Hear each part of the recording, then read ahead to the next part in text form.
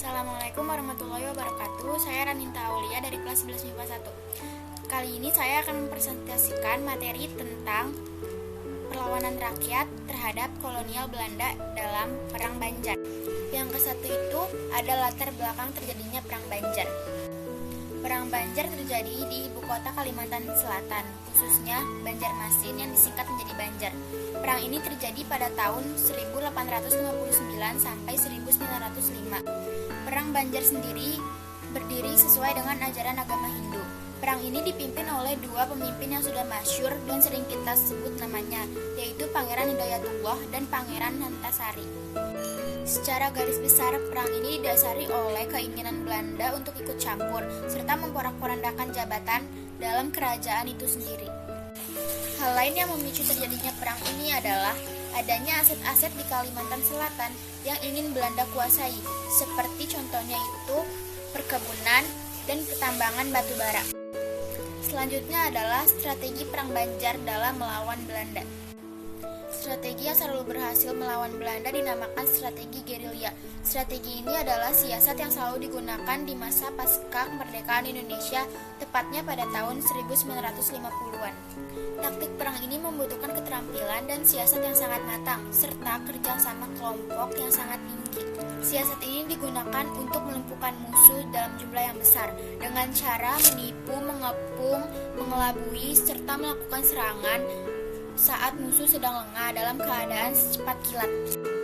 Jalannya peperangan. Konflik dengan Belanda sebenarnya sudah mulai sejak Belanda memperoleh hak monopoli dagang di Kesultanan Banjar. Dengan ikut campurnya Belanda dalam urusan kerajaan, kekalutan pun makin bertambah. Pada tahun 1785, Pangeran Nata yang menjadi wali putra mahkota mengangkat dirinya menjadi raja dengan gelar Sultan Tahmidullah II dan membunuh semua putra almarhum Sultan Muhammad. Pangeran Amir adalah satu-satunya pewaris tata yang selamat dan berhasil melarikan diri, lalu mengadakan perlawanan dengan dukungan pamannya yaitu Arung Turawe, namun gagal. Pangeran Amir akhirnya tertangkap dan dibuang ke Sri Lanka. Berikutnya adalah akhir dari terjadinya peperangan di Banjar. Setelah Pangeran Hidayatullah tertangkap dan Pangeran Antasari wafat, perjuangan masih tetap berlanjut yang dipimpin oleh Gusti Matseman, Gusti Acil, Gusti Muhammad Arsyad, dan Antung Durrahman. Oleh pemimpin-pemimpin tersebut, rakyat masih bergerilya dengan sesekali melakukan serangan kepada Belanda sampai awal abad ke-20. Lalu selanjutnya ada dampak dari terjadinya Perang Banjar. Dampak yang dapat kita ambil dari terjadinya perang di Banjar itu mempunyai dampak positif maupun dampak negatifnya.